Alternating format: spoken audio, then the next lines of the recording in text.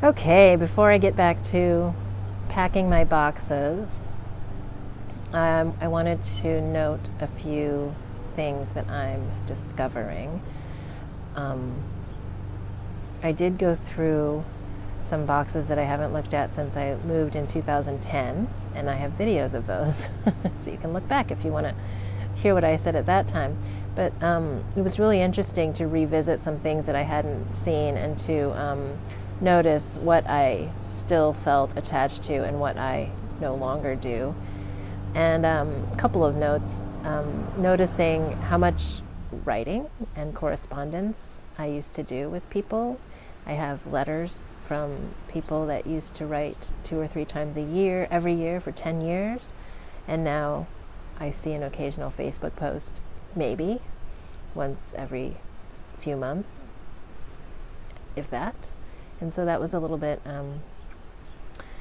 just interesting to note how our behaviors and interactions have changed, and how just kind of wondering what would happen if we started taking that time to think about people more than a millisecond as they pass our screen on social media. So as I've mentioned before, I'm not only moving, but I'm also creating a one-woman show, and it's a little bit different from what you may think when you hear those words. It's really in the context of a therapeutic process with drama therapists, and in a group of other people creating their own therapeutic performances about their own lives. And what I've really, there's certain things that you only realize and know by going through an experience, and it happens in a moment. And that's it. You're totally different. You're totally changed. And there's no description or advice or program or book that could ever talk about that transformation, but it happens. And I want to talk about a few of those that have happened for me just very rapidly over the last few weeks in these group settings, as we reveal our stories to ourselves and in the presence of others through embodiment, acting, storytelling through the voice and the body. One is this huge shift that I realized, which is key for me and is really key for propelling me forward in my courage. I really don't need courage anymore to tell my story. I used to use those words like, oh, it's so courageous. But now I realize the big shift is, when it happened after showing in front of this group, how certain voices live inside my head, how certain memories of my childhood live inside my head, what I remember despite not wanting to remember.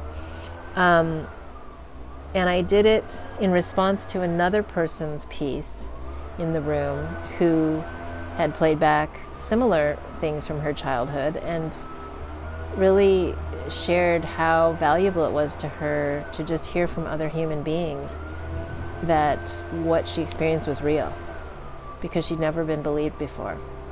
That everyone in her life told her to have a different story of what happened, and she felt confused by those instructions because she wanted so much to love the people who loved her and to show that she followed their directions, that she wanted to adopt their stories, but also inside her she knew that they weren't true for her.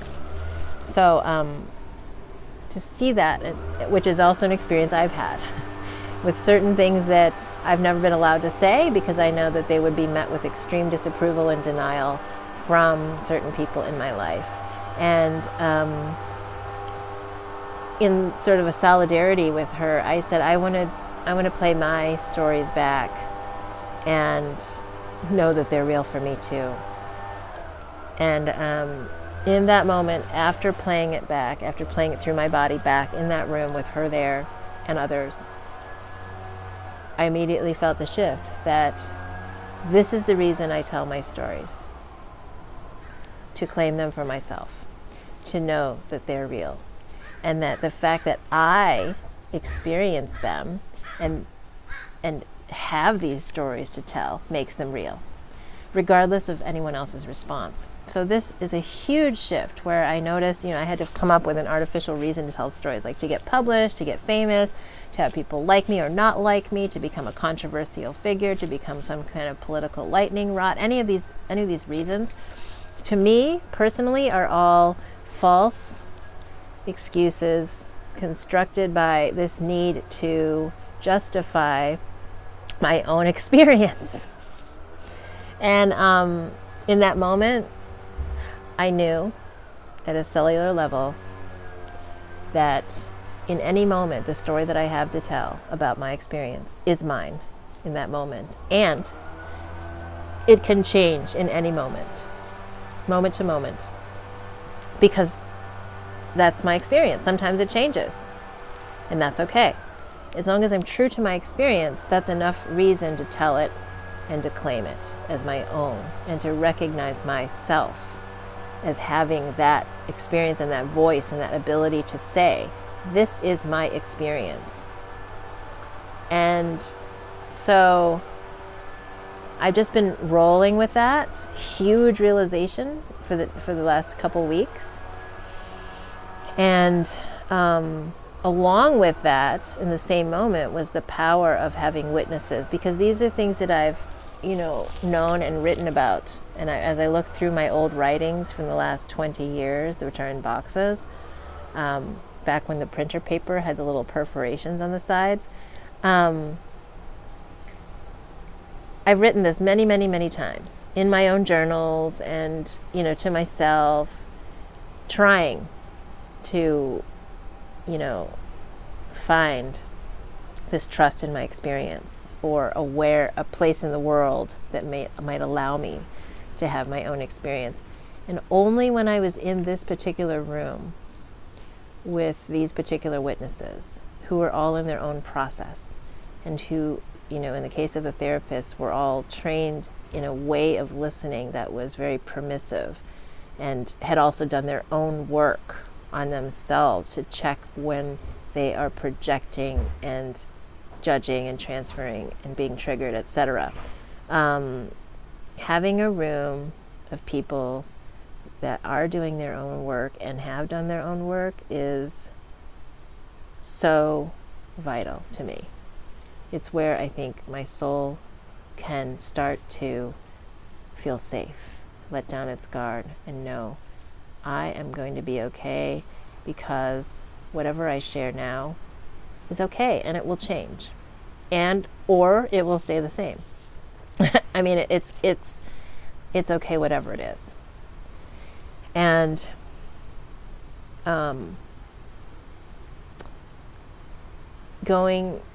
understanding those two things, that I tell my stories in order to claim them for myself, and that it's vital for me to discover what my stories are in the presence of a certain type of witness. It's called a reparative witness in this process, has been vital. And the other thing that I'm realizing is that my art is interdisciplinary now. This is my vision now. I'm stating interdisciplinary rather than multidisciplinary. I think I've been multitasking, multidisciplinary my whole life, and it feels very somehow reparative and mending to rename it as interdisciplinary, where I weave a certain combination of all of these practices and experiences I've had into me. And whether I'm doing several at once or a single one, everything is informing the other, and it's all in me. And one more thing about improvisation, which has been my whole process throughout this creative journey, and it's going to be a challenge actually on the day of the performance to decide what I'm going to do.